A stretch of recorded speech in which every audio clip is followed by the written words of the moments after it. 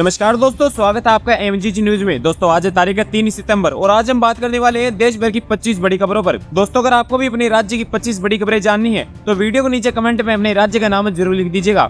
हम आपके राज्य की 25 बड़ी खबरें आप तक जरूर पहुंचाएंगे, इसलिए चैनल को सब्सक्राइब कर लीजिएगा और वीडियो को लाइक कर दीजिएगा। अब बढ़ते हैं खबरों की तरफ। भारतीय मौसम विभाग ने दिल्ली एनसीआर में अगले 3 दिन तक भारी बारिश की संभावना जताई है।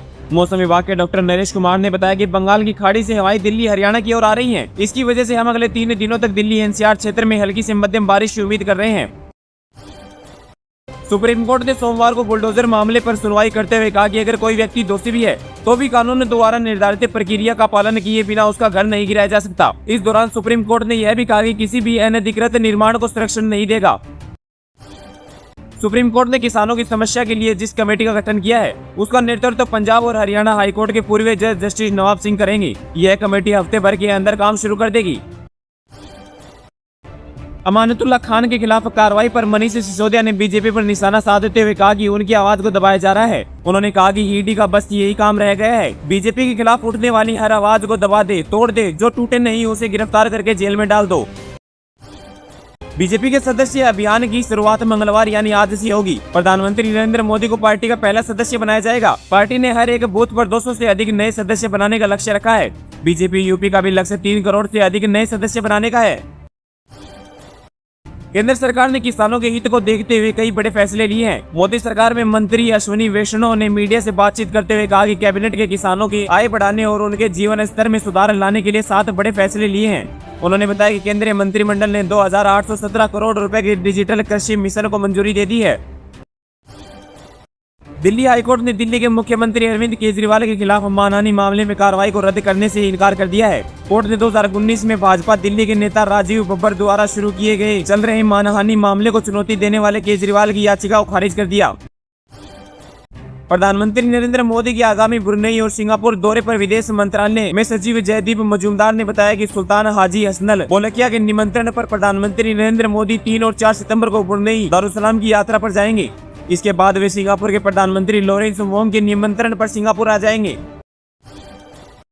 आंध्र प्रदेश में भारी बारिश के कारण बाढ़ की स्थितियां बनी हुई हैं, जिसको लेकर आज मुख्यमंत्री एन चंद्रभूषण नायडू ने कहा कि हम व्यवस्था को लेकर दुरुस्त कर रहे हैं। 110 नॉर्वे वर्तमान में भोजन की आपूर्ति और चिकित्सा सहायता प्रदान करने के लिए काम कर रही है। मैं नियमित रूप से बाढ़ की स्थिति की निगरानी कर रहा हूँ। केंद्रीय जांच एजेंसी ईडी ने सोमवार की सुबह आम आदमी पार्टी के विधायक अमानतुल्लाह के घर पहुंची। ईडी की कार्रवाई को लेकर आम आदमी पार्टी ने तीखी प्रतिक्रिया जताई है। पार्टी का कहना है कि यह ईडी की गुंडागर्दी है। वहीं आम आदमी पार्टी के विधायकों का कहना है कि ईडी मुझे गिरफ्तार करने आई है, मैं ईडी से डरने वाला नहीं हूँ। केंद्रीय गृह मंत्री अमित शाह ने आंध्र प्रदेश और तेलंगाना के मुख्यमंत्रियों से बात की और दोनों राज्यों में बाढ़ की स्थितियों का जायजा लिया। उन्होंने इन राज्यों को हर संभव केंद्रीय सहायता का आश्वासन दिया है। दिल्ली के पूर्व उप मुख्यमंत्री और आम आदमी पार्टी के नेता मनीष सिसोदिया ने कहा कि हरियाणा की जनता ने बड़ी उम्मीदों के साथ भाजपा को चुना था, लेकिन भाजपा ने हरियाणा की जनता को धोखा दिया है और कोई काम भी नहीं किया है। हरियाणा की जनता अब बदलाव चाहती है। उत्तराखंड के चमोली जिले में बद्रीनाथ राष्ट्रीय राजमार्ग में भारी बारिश के कारण कई जगह भूस्खलन के चलते बंद हो गया है। बारिश के कारण कर्णप्रयाग ग्वालदम राष्ट्रीय राजमार्ग समेत सीमा को जोड़ने वाली ज्योतिमठ मलारी सड़क भी भूस्खलन के कारण अवरुद्ध है। दिल्ली के पूर्व डिप्टी सीएम मनीष सिसोदिया और बीआरएस नेता की कविता के बाद अब विजय नायर को भी राहत मिली है और सुप्रीम कोर्ट ने उन्हें जमानत दे दी है। सुप्रीम कोर्ट ने कथित दिल्ली आबकारी नीति घोटाले से जुड़े एक धन संशोधन मामले में आम आदमी पार्टी के पूर्व संचार प्रभारी विजय नायर को सोमवार को जमानत दे दी। सुप्रीम कोर्ट ने कुछ राज्यों में आरोपियों के घर पर बुलडोजर कार्रवाई पर सवाल खड़े किए। सुप्रीम कोर्ट ने सवाल उठाते हुए कहा कि सिर्फ इसलिए घर कैसे गिराए जा सकते हैं क्योंकि वह आरोपी हैं। अगर वह दोषी भी होते तो भी उनके घर नहीं गिराए जा सकते। जम्मू कश्मीर में सोमवार को एक सीवे के बाहर संदिग्ध गतिविधि देखकर सेना के संतरी ने गोली चलाई। इस घटना से इलाके में दहशत फैल गई और क्षेत्र में तलाशी अभियान जारी है। अधिकारियों ने बताया कि संतरी ने शहर के बाहरी इलाकों में स्थित संजुआन चौकी के पास कुछ संदिग्ध व्यक्तियों की गतिविधि देखी, जिसके बाद उसने गोली चला दी। बांग्लादेश की अंतरिम सरकार में जल संसाधन मामलों की सलाहकार सैयद रिजवाना हसन ने कहा कि सरकार रिश्ता जल बंटवारा संधि पर भारत के साथ बातचीत फिर से शुरू करना चाहेगी। उन्होंने कहा कि ऊपरी तटवर्ती और निचले तटवर्ती देशों को जल बंटवारे पर अंतर्राष्ट्रीय सिद्धांतों का पालन करना चाहिए। राष्ट्रपति द्रौपदी मुर्मू सोमवार से महाराष्ट्र का 3 दिवसीय दौरा करेंगी और इस दौरान वह कई कार्यक्रमों में हिस्सा लेंगी। राष्ट्रपति भवन में सोमवार को बताया कि मुर्मू कोल्हापुर के वारणानगर में श्री वारणा महिला सहकारी समूह के स्वर्ण जयंती समारोह में शिकार करेंगी। ईडी की टीम आज आम आदमी पार्टी के विधायक अमानतुल्लाह के फ्लैट में घुसी। करीब 2 घंटे की मशक्कत के बाद दिल्ली पुलिस ने दरवाजा खोला। घंटों आनाकानी के बाद ईडी की टीम अमानतुल्लाह के फ्लैट में घुस सकी। ईडी की टीम लगभग 2 घंटे अमानतुल्लाह के दरवाजे से बाहर खड़ी रही और कड़ी मशक्कत के बाद आम आदमी पार्टी नेता का दरवाजा खुलवाया।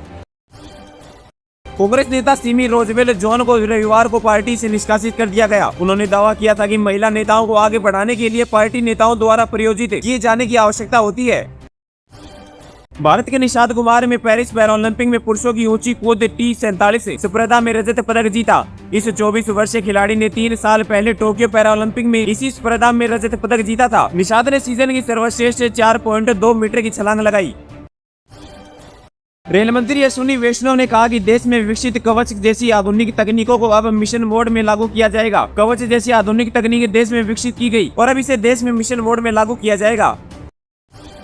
नीट यूपी 2024 को नए सिरे से कराने का अनुरोध खारिज करने संबंधित उच्च न्यायालय के आदेश के खिलाफ शीर्ष अदालत में पुनर्विचार याचिका दायर की गई है। अदालत ने 2 अगस्त के अपने आदेश में कहा कि वर्तमान में रिकॉर्ड पर कोई पर्याप्त सामग्री नहीं है। दोस्तों, अगर आपको भी दिन भर की ऐसी खबरें जाननी है तो वीडियो को लाइक करके चैनल को सब्सक्राइब कर दीजिएगा। मिलते हैं अगली वीडियो में। धन्यवाद।